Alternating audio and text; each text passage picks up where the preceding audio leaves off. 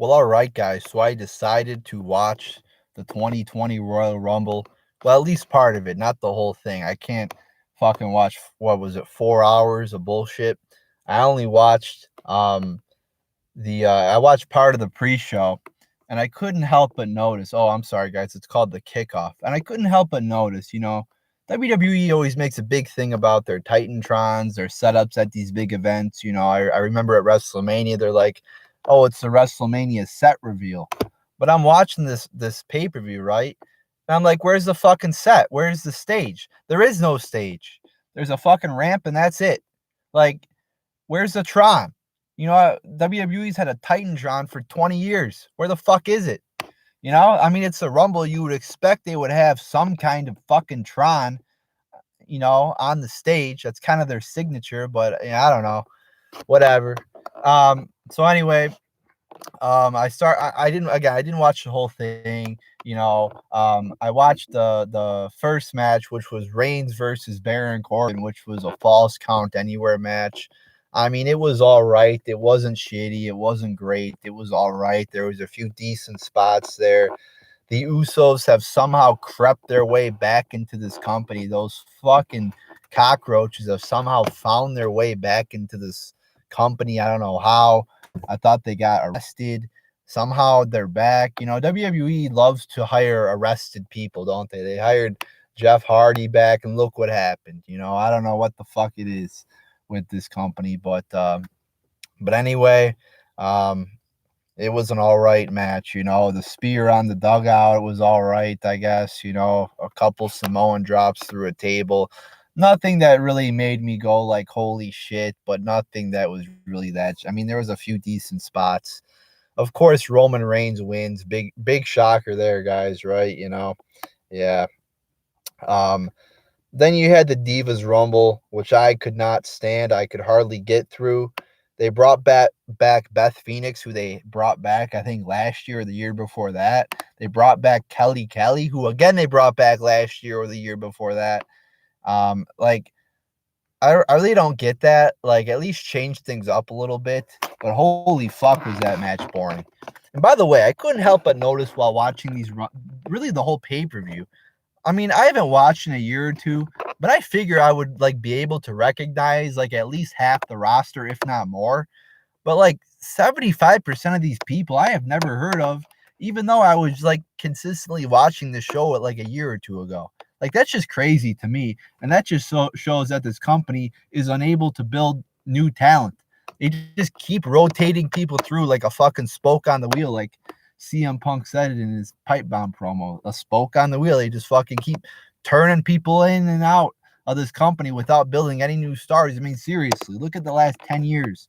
Who is a new star of the last 10 years? Nobody. You cannot say Roman Reigns is a star. He's not. He does not get he didn't get a reaction when he came out. If he does get a reaction, it's a boo. Cena was fucking before 2010, and you could argue that he's not really even a real star because he gets a mixed reaction. But really, who's a big star of the 2010s? Nobody. And that just shows you right there that modern day WWE sucks. Who was the headliner of this fucking pay-per-view? It was Brock Lesnar, a guy who fucking was in his prime. I mean, he's still really good. Like, he's still, good, but he made his name in the 2000s, in the early 2000s, and with the UFC. They keep relying on these old motherfuckers to carry them. I mean, what are they going to do in 20 years? There's not going to be a Stone Cold or a Rock or a Brock Lesnar or a Goldberg to fucking bring in views into these pay-per-views in 20 years. Because they're not creating any new stars now. So who's going to be there? They can't fucking turn the page back, and bring back a 70-year-old Undertaker. That's for sure. So this Divas, again, let me get back on track. This Divas Rumble match was just terrible. It was boring. There was no good spots. It was basically people punching each other for an hour and 10 minutes. Terrible. I did not watch the Bray Wyatt strap match. I can only watch two men hit each other with a strap so many fucking times over and over again until I fucking fall asleep. So I did not watch this match. Then we had I watched the Rumble match, which quite honestly was really boring. I mean, there was one, I wouldn't say really. Let me take that back. I kind of liked how they started it off actually with Brock Lesnar eliminating everybody, pretty much the first like 12 people or whatever the fuck it was. Because I would rather watch Brock Lesnar destroy 12 people than watch 12 people punch each other for 30 minutes. So that was, it was something different. It was something that I enjoyed. I'm still not too keen on Brock Lesnar being champion because I don't like part-timers being champion. So there you go. That's my opinion on that. Then you had Drew McIntyre eliminate Brock Lesnar, and I'll get to that in a second. You had MVP come back, which was like, I mean, it was a good moment. I remember watching MVP on SmackDown back in the day, getting his ass burned in the fire by Kane. That was a classic moment. You get MVP back, which was, again, it was not like a mark out moment, but it was kind of cool. But what was really a mark out moment was Edge coming out. Now that was great. That was the only great moment, at least that I witnessed on this pay-per-view. I mean, that was epic. Edge coming out, did not expect that. Looking pretty damn good in there for not being in there in 10 years, hitting the spear, looked really good to be quite, it was a really cool moment. And, a lot of times they bring back legends and they get thrown out in 30 seconds. I'm glad they gave Edge a good run in the Rumble. That was really cool to see. I think he got down to like the last 3. So kudos to WWE there. But other than that, it was really a very uneventful Royal Rumble match. You had all these jobbers that I've never heard of come out. Again, probably 20 out of the 30 people in this Rumble I have hardly heard of or never heard of. So that was kind of sad, again, that WWE is unable to build new talent and has to keep rotating these people through and never builds them up to main event level. It's like 1 minute they're in the main event, then they're out of the main event, then they're back in the main event. It's like they can't consistently keep somebody in the main event and build them as a draw or a star. I mean, look at The Miz, WrestleMania 27 main event, then a major jobber, then he kind of making his way back to the mid card. Now, I don't know, like it's one way, this way. It's like the Even Stevens booking technique. Again, how many stars has WWE built in the last 10 years? 0. So eventually it gets down to like the final 2.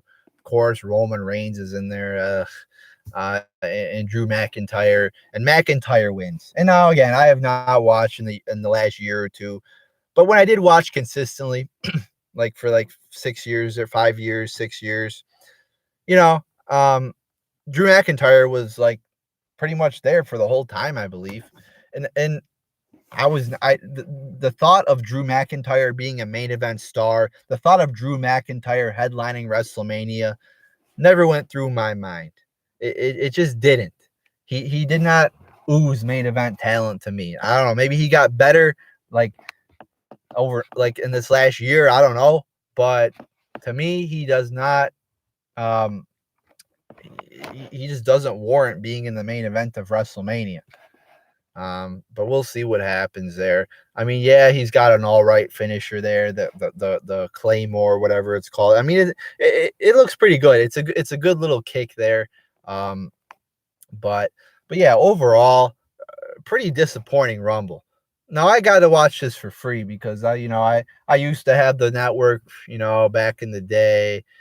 And then I signed up under a new email, so I get that little free month there, So I got this for free. Yeah, it is weird. This reminded me a lot of Jinder Mahal, jobber forever. Like Jinder was a fucking jobber for what, 10 years, and then they just randomly put him in the main event, and then now he's a jobber again. That's what I'm talking about. They make no sense. It's like jobber. Then they put them in the main event, and then they're back to being a jobber. It's like, what's going on here? So very akin to what they did with Jinder Mahal. So we'll see what happens with Drew McIntyre. So yeah, I got to watch it for free. But even that wasn't worth my time. Even watching this shit for free was not worth my time. I wouldn't, if I had to do it over again, I probably wouldn't have watched it because it was a waste of fucking. The only good thing was Edge. That was basically the only good thing was Edge. So I mean that's basically it, people. I know I haven't made a video in a while, but that's mostly because I haven't watched this product in a while, and that's not something the one good thing I did get that I got out of watching this show was that I do not regret my decision of stopping watching this product. It just reminded me again that it sucks. I mean, this is a Rumble. It's one of the biggest pay-per-views of the year, and you don't bring out your big shots. I mean, it was just like an ordinary fucking show. Nothing special except Edge. That was it.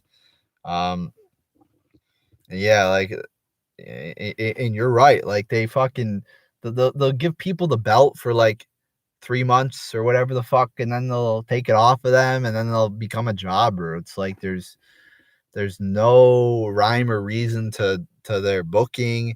And like I'll just bring up the point again that this company has not built a main star. Like who's their big star in the 2010s? Nobody. I mean, you look at the 1990s and early 2000s. I mean, you had Austin, you had Rock, you had Jericho, you had all these big names that are, some of them are still here today drawing money. I mean, 2010s, you could argue Orton, although I'm not a big Orton fan. You had Batista, you had Undertaker, you had all these big stars in the 1990s and 2000s. But flash forward to the 2010s. Can you name like somebody who's akin to The Rock or Austin or Undertaker or Jericho or Edge? No, you can't. And again, what was the best moment of last night? It was Edge, somebody from the 2000s and the 1990s. Again, they rely on people from back in the day to create the good moments of today. It's embarrassing. I mean, if you think about it, like the best moments, the main events rely a lot on the shit, the people from 20 years ago. It's sad. It just shows you their inability to create good shit anymore. Even Brock Lesnar was the big highlight of the night. Again, where did he make his name? From the early 2000s and from UFC. It is sad. And it just shows you really the state of wrestling and why more and more people continue to tune out of this product, and why people and why the ratings continue to fall. And they keep bringing in these people, like you say, from the indies who have talent. Like, don't get me wrong. Like, you look at somebody like Ricochet, who I've seen over the last couple months here. He's got talent. There's no doubt about it. But if you can't build somebody, it doesn't matter how good you are in the ring. If you don't have the charisma of an Austin or a Rock, you're not going to be good. If you have shitty bookers who can't book right, or you can't cut a promo, or you can't build a character that people can get into, you only have half the package. Like, wrestling's only half. You have to have a good character as well. So there you go, people. There's my thoughts on that. Like, again, about 70% of the people that came out last night, I didn't know who the fuck they were.